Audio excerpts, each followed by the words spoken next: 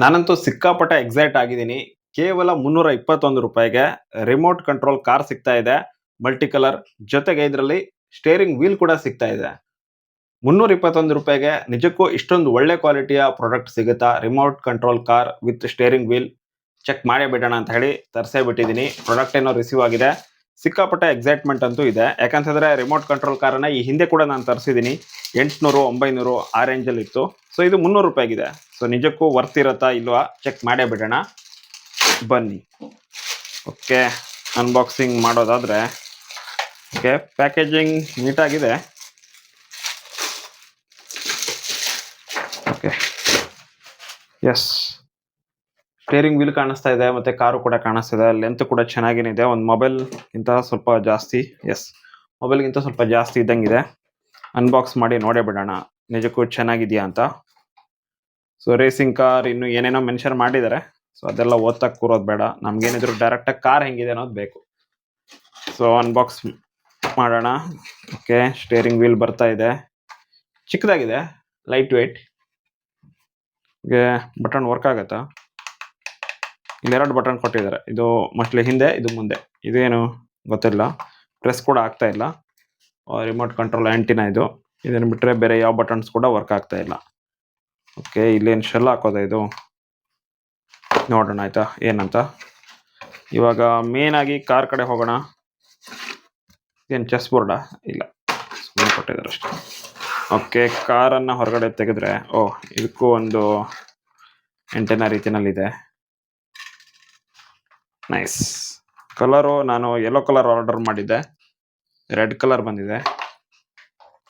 It's okay.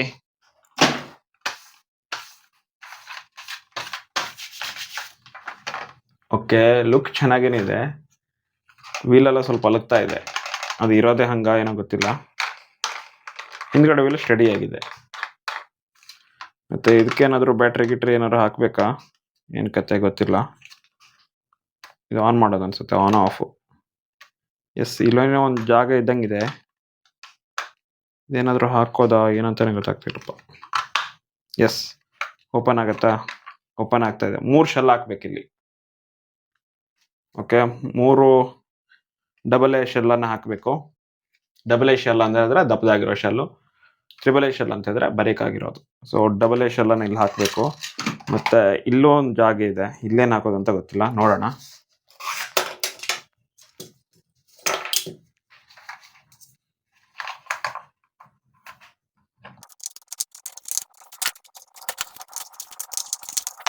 ಆಯ್ತು. ಇದ್ರೊಳಗಡೆ ಎಷ್ಟು ಶೆಲ್ ಇದೆಯೋ ಇದ್ರೊಳಗಡೆ 2 ಶೆಲ್ಲು, ಟೋಟಲ್ಗೆ 5 ಶೆಲ್ ಬೇಕು. ಇಲ್ಲಿ 3, ಇಲ್ಲಿ 2.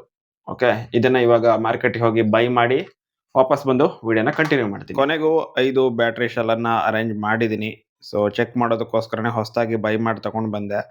ಏನು ಮಾಡೋದು, ರಿಯಾಲಿಟಿ ಚೆಕ್ ಮಾಡಬೇಕು ಅಂತ ಹೇಳಿದ್ರೆ ಸ್ವಲ್ಪ ಖರ್ಚು ಮಾಡಲೇಬೇಕಾಗಿರತ್ತೆ. ಸೊ ಹೀಗಾಗಿ ಈ ಒಂದು ಕಂಟ್ರೋಲರ್ಗೆ 2 ಡಬಲ್ ಎ ಬ್ಯಾಟ್ರಿನ ಹಾಕಿದ್ದೀನಿ, ಮತ್ತು ಇಲ್ಲಿ 3 ಡಬಲ್ ಎ ಬ್ಯಾಟ್ರಿನ ಹಾಕ್ತಾ ಇದ್ದೀನಿ.